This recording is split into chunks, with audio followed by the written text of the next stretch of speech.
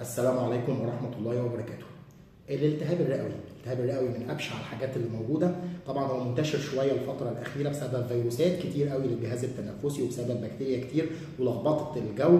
كل ده ممكن يعمل لي عند الطفل التهاب رئوي. طب أنا أشك إزاي إن طفلي عنده التهاب رئوي؟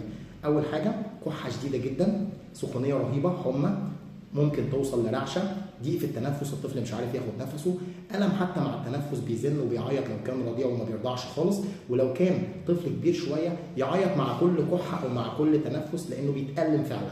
ارهاق وتعب شديد جدا في الجسم، ممكن غثيان، احساس بالترجيع، وممكن فعلا ترجيع. طبعا لازم الكشف الفوري.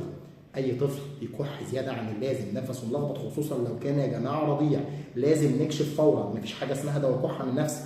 طيب بيروح للدكتور بقى بيشخصه سواء كان بدايه التهاب رئوي او نزله شعبيه وداخل على التهاب رئوي او فعلا التهاب رئوي، بيبتدي يتعالج. في بعض الالتهابات الرئويه في البدايه بتتعالج في البيت، وفي بعض الاحيان احنا بنحتاج ندي للطفل او ندخل الطفل المستشفى، طبعا مع الجلسات ومع الاكسجين، كل ده اللي بيحدده الطبيب.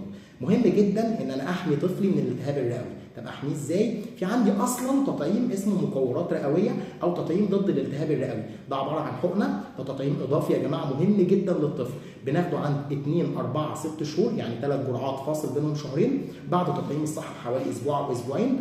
رقم 2 بديله جرعه منشطه عند سنه و3 شهور لسنه ونص. طيب لو طفلي عدى المده دي، هل ما ياخدش التطعيم بتاع الالتهاب الرئوي؟ لا، ينفع ياخده. يعني لو عدى مثلا ال6 شهور، انا ممكن اديه برده 3 جرعات او جرعتين فاصل بينهم شهرين، زائد جرعه منشطه برده عند سنه ونص 3 شهور او سنه و3 شهور.